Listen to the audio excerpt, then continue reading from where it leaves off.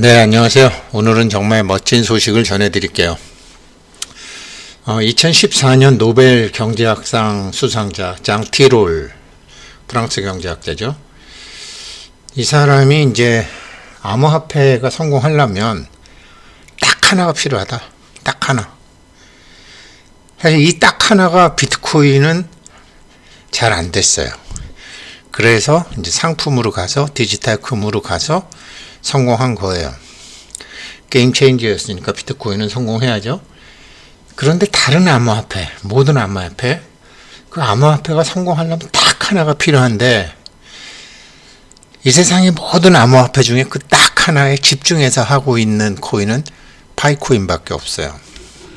그래서 오늘은 제가 이제 이 사람이 얘기한 것을 들려드릴 텐데 참고해서 들어주십시오. 그러니까 예전에 이제 그 네이처 잡지에 실렸던 건데 가짜 뉴스를 진짜 뉴스와 섞어가지고 TV에다가 이렇게 보냈더니 TV로 보는 사람들, 그러니까 눈과 귀와 화면을 동시에 보는 사람들은 굉장히 많이 속더래요. 가짜와 진짜를 구별하지 못하더래요. 그 다음에 이제 신문에다가 슬쩍슬쩍 가짜를 넣어서 보통 우리나라 언론들도 그런 짓 많이 하죠. 전 세계 언론이나 어느 나라 언론이나 뭐 100% 그런 짓 많이 하죠. 가짜와 진짜를 슬쩍 섞어 넣으니까 TV보다는 많이 안 속더래요. 뭐 예를 들면 TV는 75%가 속는데 신문은 50%만 속더래요. 그런데 라디오에다가 했더니 속는 사람이 25%밖에 안 된대요. 듣기만 했을 때. 근데 그렇게 진짜와 가짜를 구별하는 능력이 글자를 통한 뇌에 있는 것도 아니고 눈에 있는 것도 아니고 귀에 있다라는 것이 밝혀진 거죠. 근데 왜 그러면 사람의 귀는 그렇게 다른 것에 비해서 정확해진 것일까? 그거는 우리가 엄마 뱃속에 있을 때부터 아기가 가장 항상 듣는 소리는 엄마의 숨소리와 엄마의 심장 박동 소리래요. 그 외의 소리는 잡소리래요. 그래서 진짜 자기가 제일 편안하게 느끼는 진실의 소리는 엄마의 숨소리와 엄마의 심장 박동 소리고 나머지는 소음이라는 거죠. 이게 우리가 난자 정자가 합쳐져 가지고 뱃속에서 우리가 손톱만 할 때부터 이게 우리 몸에 밴 거래죠. 밴 거라는 거죠. 그래서 이게 그냥 어떤 거를 할 때 요즘은 세상이 좋아져서 유튜브 같은 거 틀어놓고 눈으로 보는 게 아니라 자를 줄쳐가면서 보는 게 아니라 그냥 들을 때 자기가 아는 것과 모르는 것, 메모해야 될 것 이런 게 그냥 탁탁 잡히죠. 귀가 그렇게 정확하대요. 그래서 저도 그냥 이 사람 얘기를 들려만 드리려고 그랬는데 또 유튜브라는 게 또 그렇게 안 되잖아요. 그래서 할 수 없이 자료는 뭐 만들긴 만들었는데 가급적 그렇게 이제 귀로만 들으실 수 있도록 한번 해보겠습니다. 파이코인은 이것 때문에 성공을 해요. 왜 파이코인이 아주 기가 막히게 하고 있는 거예요. 그거를 이 장티롤 박사 입에서 여러분도 직접 들으실 수 있어요. 개략적으로 말씀드리면 암호화폐가 이제 사회에 유익하지 않은 이유가 있다. 그러니까 요즘 가장 중요한 경제 이슈가 암호화폐인데 블록체인 기술을 기반으로 등장한 비트코인 등의 암호화폐가 금융시장에서 각광을 받고 있다. 이 암호화폐의 미래를 어떻게 생각하느냐라고 질문자가 물었더니 암호화폐는 사회에 유익하지 않은 이유가 있다. 그 이유는 첫째, 이제 이거를 이제 설명해 드리자면 암호화폐가 성공할지 안 할지는 사실은 예측하기 힘든 문제다. 그렇지만 장티롤 저는 실패할 거라고 봅니다. 왜 그러냐면 암호화폐는 거품이기 때문이다. 거품이라는 것은 그 속성으로 갖고 있는 실질 가치에 비해서 시장 가격이 너무 높게 형성되었다는 뜻이다.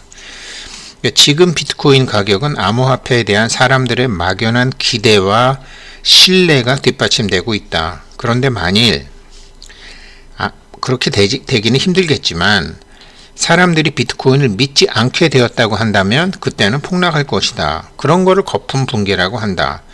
물론 현재로서 비트코인이나 실물로 보증되지 않는 불안지폐, 피아트머니라고 그러죠. 우리 신용으로 만드는 돈, 달러, 유로, 코리아 원 뭐 다 마찬가지죠. 그런 거나 금이나 모두 똑같다. 그러니까 사람들이 믿어주면 괜찮지만 못 믿으면은 위험한 것이다. 달러는 위험하고 비트코인은 안 위험하다라는 것은 꼭 공급의 문제가 아니다.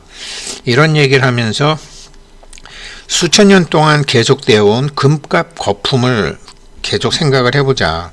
금이 원자재로서 어떤 가치를 지닌 건 사실이다. 그건 사실이지만 가령 이제 치과 치료의 충진제로 쓰이는 그런 우리가 금리빨 그 가치와 지금의 금값은 하늘과 땅 차이다. 그러니까 금에는 항상 거품이 있다. 그래서 비트코인도 금의 뒤를 이어서 그렇게 거품 자산이 될 수도 있다. 물론 답은 알 수 없다. 그렇지만 그 거품은 꺼질 수도 있다. 그렇게 되면 수많은 암호화폐가 하룻밤 사이에 안개가 되어 사라질 것이다. 여기에서 저는 비트코인은 아니라고 봐요. 그리고서 사회자가 그렇게 말씀하셨는데 암호화폐가 이게 사회에 유익하다는 의견에도 있다. 어떻게 생각하냐? 유익한 것도 있잖아요. 분명히 있죠. 그러니까 우리도 채굴하죠. 그랬더니 이 사람은 아니다. 무익하다. 사회에 무익하다. 그 이유가 세 가지 정도다. 라고 얘기를 하는데 첫째는 암호화폐는 돈 세탁, 탈세, 암거래 등에 악용되기가 너무 좋다. 하지만 현재로서는 이런 불법 행위에 대해서 정부가 통제할 수 있는 제도적, 법적, 기술적 기반이 부족한 상태이다. 이제 초기 단계일 뿐이다. 그게 첫 번째고요. 불법이. 두 번째가 신율이지. 제가 이제 말씀드렸는데 화폐 발행 이익이죠. 화폐 주조 이익이죠. 암호화폐 때문에 자기네 자국 통화를 발행하는 중앙은행의 화폐 발행 이익이 줄어든다. 근데 이 화폐 발행 이익은 화폐를 발행할 때 뭐 종이니까요. 이익을 얻고 이것으로 이게 공공 부분의 수익이 돼서 되는데 간단히 설명하면 중앙은행은 민간으로부터 국채를 사들이고 민간은행에 대한 지불하는 형태로 화폐를 지급하는데 국채에는 이자가 붙지만 현금에는 이자가 붙지 않습니다. 그 차익이 바로 중앙은행의 이익이 됩니다. 그런데 중앙은행이 이런 거 갖고 공공의 일을 다 하고 있는데 사적 암호화폐가 확산이 되면 중앙은행에서 얻는 신율이지 화폐 주조이익이 줄어들게 되고 공공 부분의 수익이 감소해서 그런 공공 부문 일은 누가 하느냐. 그리고 마지막으로 세 번째가 금융정책의 훼손 가능성인데 뭐 2008년도 금융위기 때 이제 암호화폐가 등장을 했지만 가장 금융정책의 훼손 가능성인데 그런 위기가 왔지만 그런 위기를 극복한 것도 중앙은행이 통화를 대량으로 발행해서 유동성 위기를 극복했다. 그런데 암호화폐가 된다고 그러면 민간이 발행하는 암호화폐는 공급을 누가 해줄 거냐. 그런 일이 왔을 때. 오르락 내리락 하는데 폭락했을 때 누가 받쳐줄 거냐. 따라서 암호화폐가 주거래 화폐인 상황에서는 이런 부양책을 쓸 수 없다. 뭐 우리 블랙핑크가 이제 그 YG에서 탈퇴하니까 주가가 폭락했잖아요. 그러니까 양현석 사장이 200억을 들여서 바친다고는 바쳤지만 언발의 오줌누기죠. 이제 그런 식으로 이렇게 시장은 출렁출렁 하는데 올라가면 좀 자제해주고 내려가면은 받쳐주는 걸 누가 해줄 거냐, 암호화폐는. 그래서 이제 마지막으로 여기서 잘 보셔야 돼요. 아이고만이나. 암호화폐는 거품이라고 했는데, 각국 통화도 금이나 각국 원, 달러, 뭐 엔, 위안 이것도 이거 실물로 보증되지 않는 거 아니냐. 내재 가치가 없는 거 아니냐. 그러나 사실상 그런 것도 거품 아니냐. 그러면은 이 암호화폐나 뭐 달러나 금이나 이런 것이 다 거품인데 왜 암호화폐만 그렇게 당신은 유익하지 않다라고 보느냐라고 사회자가 물으니까 이렇게 얘기를 해요. 딱 하나 방법이 있긴 하다. 근데 개인적으로 그런 일을 얻기를 바란다 라고 얘기를 하면서 이렇게 얘기를 해요. 피아트머니도 거품이고 금도 거품이고 암호화폐도 거품이라고 해도 피아트머니 불안지폐는 어찌됐건 공급이 통제가 되고 실제 사용에 의해서 뒷받침된다. 다시 말해서 뭐 달러니 위안화니 원화니 엔화니 하는 각국의 불안지폐는 신용화폐이지만 실물 경제에 깊이 뿌리를 내리고 있다. 민간이 발행하는 암호화폐는 그렇지 않다. 그러면서 암호화폐가 성공하려면, 여기가 핵심입니다. 암호화폐로 성공을 하려면 상품과 서비스의 값을 치를 수 있거나 그것으로 세금을 납부하게 된다면 모를까? 이렇게 된다면 성공하죠. 그래서 비트코인을 법정화폐로 뭐 어느 나라가 했을 때 비트코인 하는 사람들이 환호도 하고 했지만 그건 일시적인 거고, 지금 파이코인이 하는 일은요, 이 장티롤 교수가 얘기한 것처럼 코어팀이 하는 일은 전부 이것을 위해서예요. 상품과 서비스의 값을 치르게 하거나 이것으로 세금을 내게 하는 것. 그러면서 이제 장티롤 교수는 개인적으로는 이런 일이 없기를 바랍니다. 그런데 이런 일을 준비하는 게 파이코인이죠. 생각해 보십시오. 가치의 등락이 너무 심해서 몇 분 사이 몇 초 사이에 가격이 오르락 내리락 하고 심지어 배로 늘었다가 반으로 줄어드는 일이 발생할 수 있는데 상품과 서비스의 값을 암호화폐로 받을 수 있겠습니까? 그것으로 세금을 받을 수 있겠습니까? 지금까지의 암호화폐는 실물 경제와 연동되어 있지 않았습니다. 거기다가 섣부른 기대까지도 더해 있어서 매우 불안정합니다.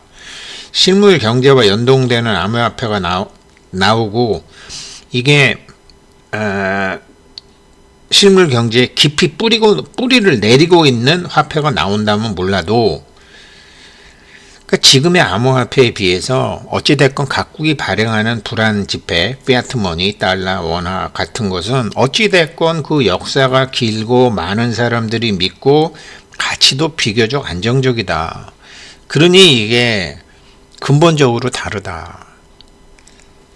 제가 말씀드리고 싶었던 것은 암호화폐로 상품과 서비스의 값을 치르거나 그것으로 세금을 납부하게 하려고 지금 파이코인에 여러 가지로 그 파이 결제 매장, 지금 가담 상품몰, KYC 같은 것이 있다라고 여겨지지 않으세요? 그래서 장티롤 교수 암호화폐의 성공 조건은 딱 하나다. 상품과 서비스에 그 암호화폐로 지불도 하고 상대방도 받아야 된다. 지금 굉장히 많이 하고 있죠. 파이 결제 매장. 그리고 더 나아가서 각국 정부가 그것으로 세금을 받을 수 있어야 된다. 아니 세금 조금만 안 내도 되는데 이게 지금 뭐 오전에 갖고 갔던 암호화폐 가격이랑 오후에 갖고 갔던 암호화폐 가격이랑 다르잖아요. 물론 주식처럼 며칠 전 종가 뭐 이런 것이 나중에 생기긴 생기겠죠. 암호화폐의 성공 조건 딱 하나가 필요하다. 상품과 서비스 그리고 세금에 낼 수 있는 암호화폐가 나오면 성공한다. 파이코인이잖아요. 뭐 더 긴 얘기가 필요해요. 그래서 어제도 이제 경제학 얘기를 했지만 어찌됐건 이런 암호화폐 같은 것이 생기면 경제학자들과 사회학자들이 달라붙어 갖고 연구를 하고 그것이 어느 정도 되게 되면 이제 법적인 제도가 되고 그 다음엔 금융에서 뭐가 생기는데 지금은 약간 시장의 압력에 의해서 일단 현물 ETF가 생겼는데 아직까지도 물론 세월이 뭐 10년밖에 안 됐으니까 그렇지만 파이코인 굉장히 잘하고 있는 거죠. 지금 굉장히 좋은 코인 채굴하고 계신 겁니다. 귀로만 들어보십시오. 그러면 이런 경제학자가 뭐라고 얘기했어도 저건 말 된다, 말 안 된다를 영상으로 보시는 게 아니라 귀로만 들으셨을 때는 굉장히 정확하게 자기가 알 수 있습니다. 자기 자신의 지혜로. 감사합니다.